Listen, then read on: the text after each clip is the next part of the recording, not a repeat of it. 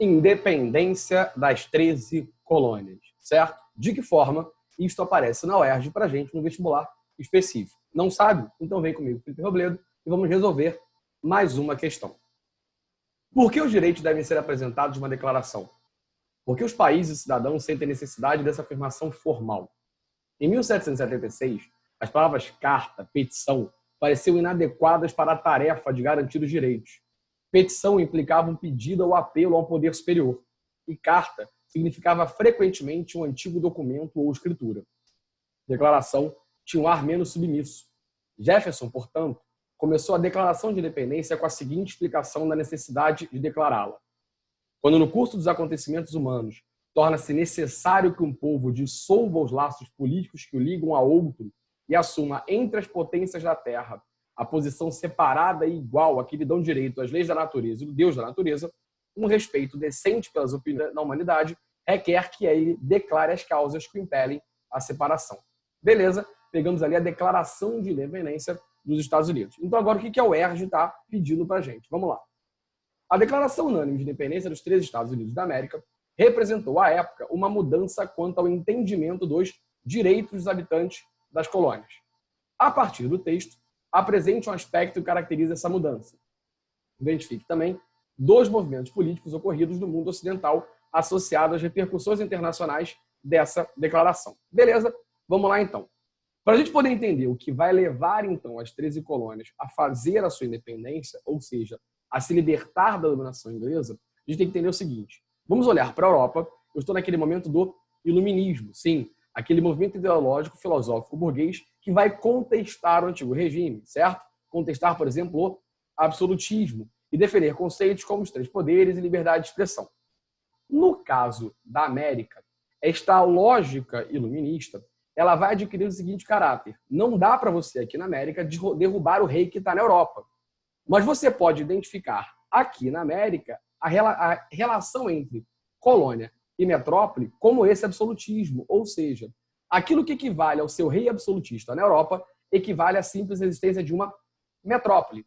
Junte-se a isso, no caso dos Estados Unidos, principalmente a figura de um filósofo conhecido como John Locke. Sim, que dava o direito à seguinte ideia.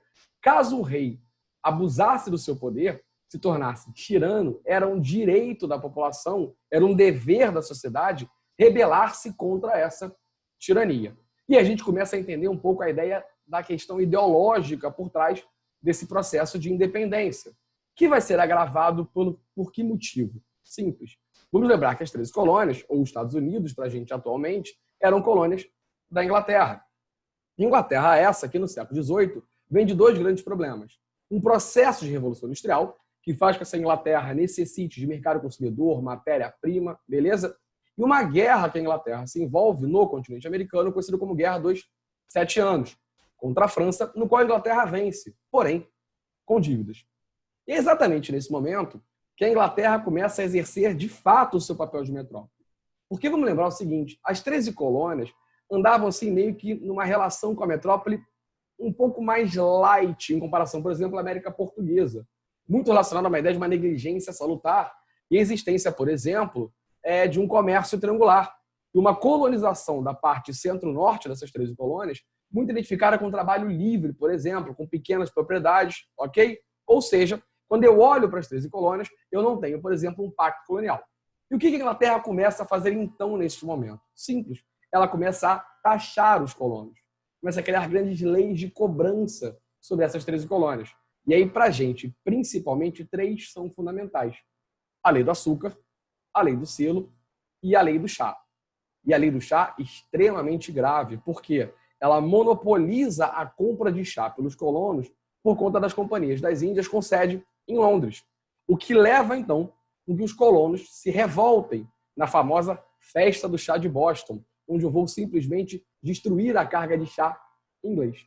A reação inglesa, portanto, é extremamente cruel, com as chamadas leis intoleráveis. Sim, e naquele momento, a Inglaterra, de fato, passa a ser uma metrópole. Eu fecho o porto de Boston, não permite expansão territorial, entre outros elementos. A reação do colônia, então, é uma só. Vamos boicotar os produtos ingleses, isso vai ser determinado num primeiro congresso na Filadélfia, e, finalmente, vamos declarar a independência das 13 colônias em 4 de junho de 1776, o segundo Congresso da Filadélfia. Então, este é o processo que leva à independência dessas 13 colônias. Beleza? Então, agora vamos aqui, nós dois, ver o que a UERJ está pedindo. Ela quer o seguinte, vamos lá. A partir do texto, está aqui para a gente, ó, apresente um aspecto... Eita! Vamos ajeitar isso aqui, porque, afinal de contas, ficou tudo torto, ninguém quer nada torto, vamos fazer um negócio bonitinho. Vamos, então, apresentar aqui, ó, a partir do texto, um aspecto que caracteriza essa mudança. E aí, na verdade, olha só, já falamos de algum, mas ele quer o texto, né? Então, vamos lá, olha só. Primeiro, aqui, ó, a ideia do próprio uso do termo declaração. Ou seja, a ideia de você usar o termo declaração te leva, basicamente, à ideia de uma lógica de uma autonomia, de uma força dessas 13 colônias em direção a não ser mais subjugada pela sua antiga metrópole. Ou, por exemplo, aqui, ó, quando ele fala assim, ó, quando no curso dos acontecimentos, certo? Humanos, torna-se necessário que um povo dissolva os laços políticos que o ligam a outro. Pronto, achamos um segundo elemento, o próprio direito à rebelião, o próprio direito à revolução como algo intrínseco quando você tem um outro povo, no caso aqui a metrópole, explorando esta colônia. Beleza? E as próprias taxações, os próprios impostos criados, utilizados pela Inglaterra sobre os colonos. Tudo bem? E aí, depois, o que ele quer na segunda parte da questão? Identifique também 2 movimentos políticos ocorridos no mundo ocidental associados às repercussões internacionais dessa declaração. E aí, vamos lá, tem uma questão muito chave aqui. Porque o texto está falando para a gente, olha só, da ideia de uma mudança quanto ao entendimento dos direitos dos habitantes das colônias, dos direitos. Então, o que acontece? Vamos lá. Alguns elementos que eu posso usar como sendo influenciados por esse processo de independência.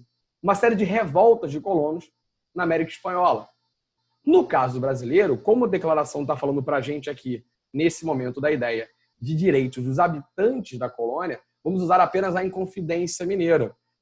Porque vamos lembrar que a independência das 13 colônias, a declaração de independência dos Estados Unidos, ela vai manter, num primeiro momento, a lógica escravocrata, certo? E aí a gente segue a Inconfidência Mineira.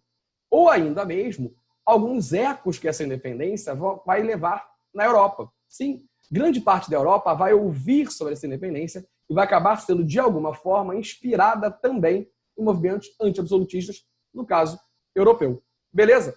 Mais uma questão pra gente. Espero que tenha gostado. Um beijo e até o próximo vídeo.